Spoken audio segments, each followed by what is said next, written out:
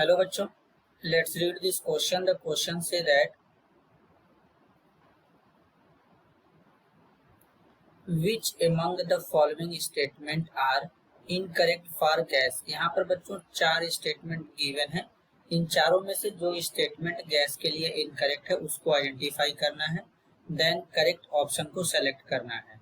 तो सबसे पहले समझेंगे की कॉन्सेप्ट। की कॉन्सेप्ट क्या होगा बच्चों? Properties of gas.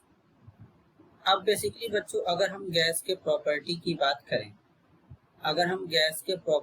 बात करें तो किस तरीके से करेंगे जरा ध्यान से समझेंगे। पहले बेसिकली बच्चों होता है इसका शेप और वॉल्यूम दोनों फिक्स नहीं होता है। Gases do not have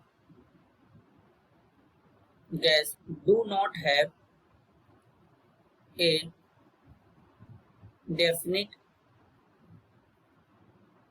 shape and volume। Gas का शेप और वॉल्यूम जो होता है बच्चों वो डेफिनेट नहीं होता है। गैस को जिस कंटेनर में फिलअप किया जाता है वो उसी के अकॉर्डिंग बच्चों उसका शेप बन जाता है।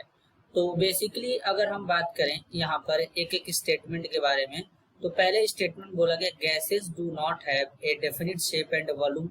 ये स्टेटमेंट करेक्ट है। गैस का शेप और वॉल्यूम डेफिनिट यानी फिक्स्ड नहीं होता है। अब बेसिकली बच्चों सॉलिड है, दूसरा गैस है हमारे पास। तो सॉलिड के कंपेयर में जो गैस होता है उसको इजिली कंप्रेस कर सकते हैं। ऐसा क्यों होता है?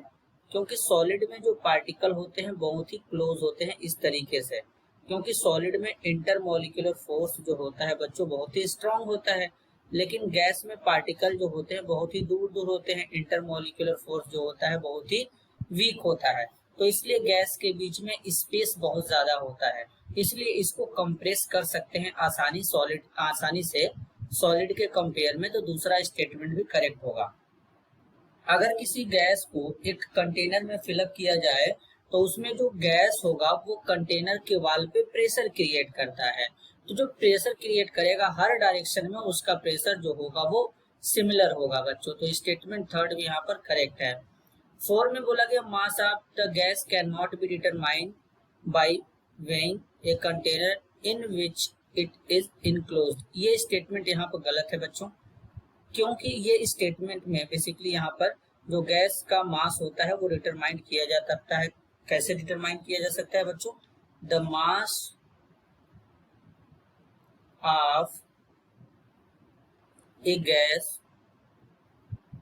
Can be determined by weighing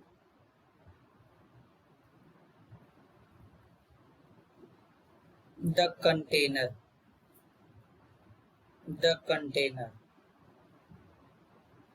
in which the gas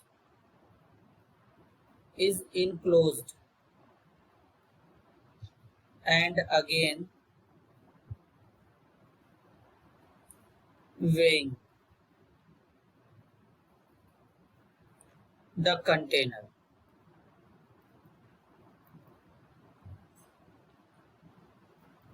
After removing the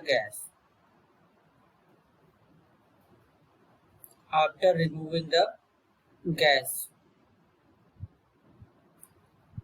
the difference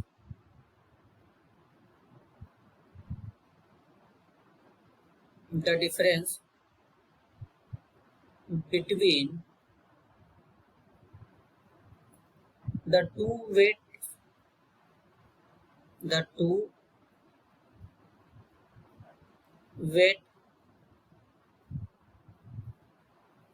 gives the mass of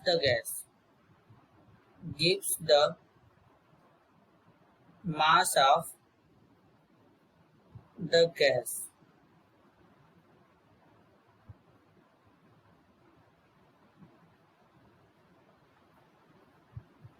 तो बेसिकली बच्चों ये स्टेटमेंट क्या हो जाएगा, गलत हो जाएगा। अब हमसे इनकरेक्ट स्टेटमेंट पूछा गया है, तो इनकरेक्ट स्टेटमेंट कौन सा है, 4 वाला है। तो करेक्ट आंसर होगा option D, 4 only. This is your answer. I hope you understood it well. All the best.